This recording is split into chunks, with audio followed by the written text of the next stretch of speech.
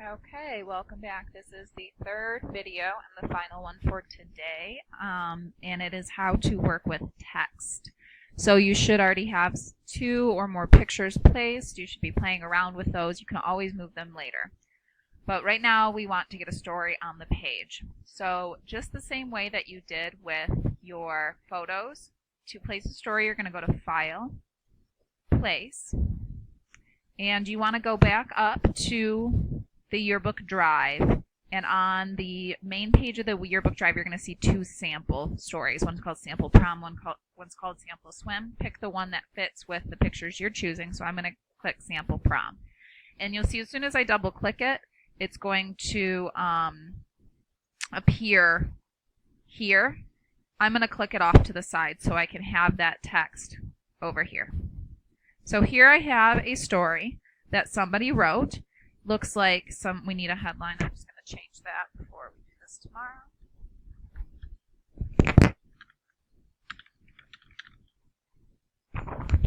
You can ignore that. This is the story that was actually written for last year's prom, so we're going to pretend that it's the story for this year. So once you've got your story placed, one thing you're going to want to do first is change the font. And if you look over on the side here, where we've got some information, it's going to tell you that our copy font is going to be in a font called AHJ Function, regular size 9, and our caption font is going to be an AHJ Function, regular size 8. So you're going to come over here and you should grab the whole story and highlight it, and then go over to your menu bar and click on this character button, which is the A. It's going to bring this up. You can also do it up here if you'd prefer. And you want to find that font AHJ Function,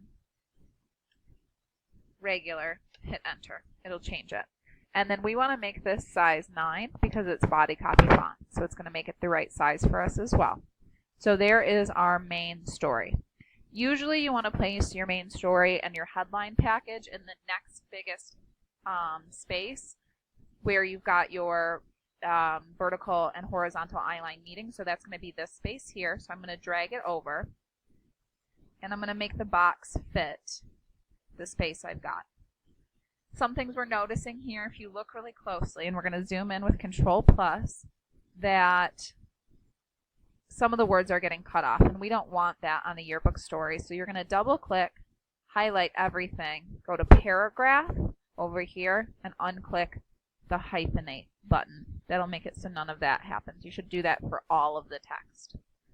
Once that's done, make your box as small as possible and fit it to the space where you've got your text. That'll kind of give you an idea of how much room you have for your headline. Now I've got my headline and my secondary headline chosen here. The headline is The Price of Pretty and the secondary headline is Opinions Vary on Whether Prom is Worth the Money. So with my headline, I'm going to copy it, Control C, and to create a new text box, I'm going to make sure over here I'm on this T button, and then just click and drag a box, and I'm going to paste it with Control V over here, so I've got another copy of it. These are 2 headline fonts that you can use for this sample. They may not be the ones we use later. And what you can do is change the font to one of those headline fonts. You can change the size as well. You can really make your headline as big or as small as you'd like to fit your space. So I'm going to do 40 for now. And I'm going to kind of pull it over here so that I can see what it looks like. It still doesn't quite fit my space exactly. So I could try just like guessing at different numbers to figure out what's going to fit. Or if you double click the corner of the box quickly, it'll kind of snap it so that it fits exactly. And then do the same trick that you did for scaling these photos. Go to the corner and hold Control and Shift and drag, and you'll be able to change the size of the headline to fit the space that you want.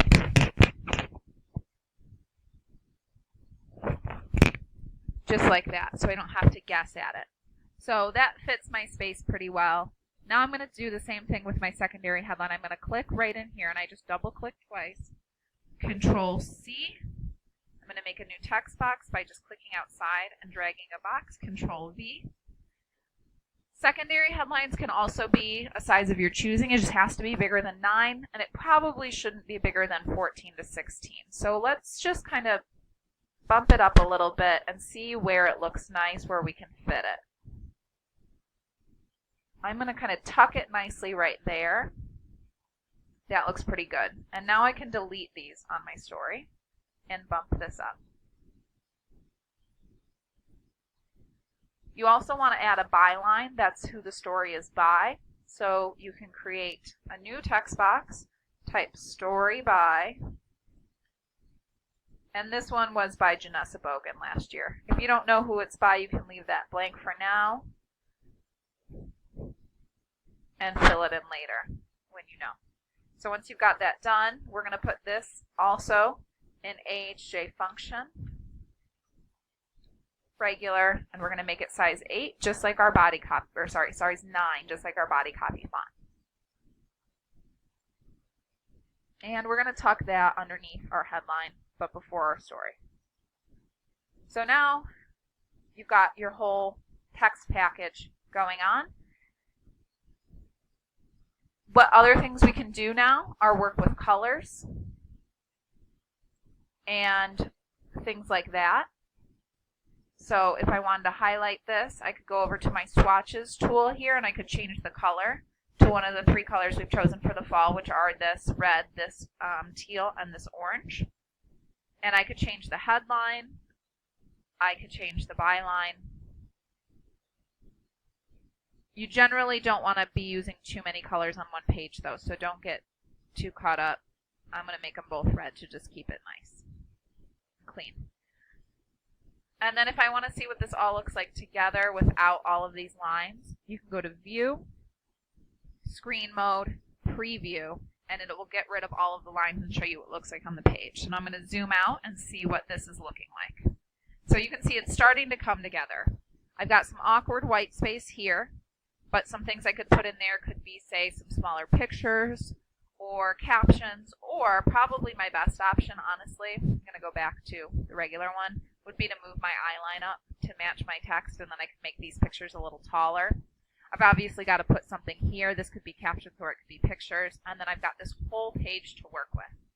When you're placing photos on this page, what you want to make sure you leave room for are margins between each one. You want to have a consistent half pike margin in between each one, and you need a space for captions, either next to every single photo or a big space for block captions.